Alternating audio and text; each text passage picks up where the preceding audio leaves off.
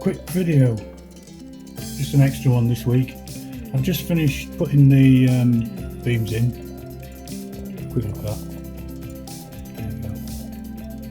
If you watch my last, that will all be in the next video, all the beams, and then we'll move on to the next bit.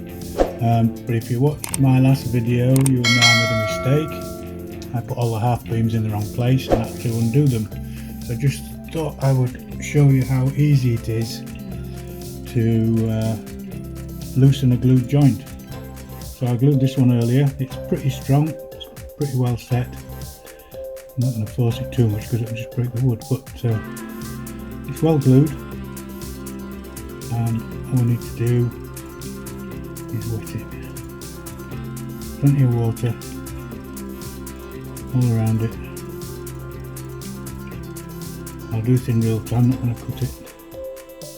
Show how quick it is.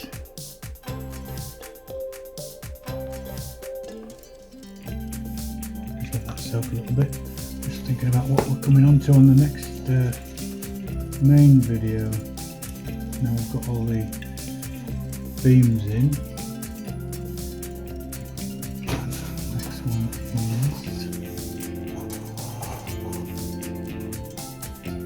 is, oh, there's the mast mounts to go in, and then we're coming in putting parts of the deck on. So subscribe and you'll be notified of that. Now you see it's starting to go white maybe. You can see that, and that will just come apart. Easy as that. Then just let it dry and glue it back where you want it again. It really is that simple. And that's a pretty good glue that I'm using. General purpose white glue PVA.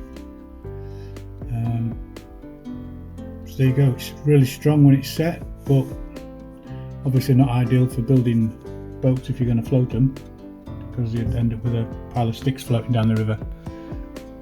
But for static models it's great, and it's easy to come apart if you make a mistake. So, there you go.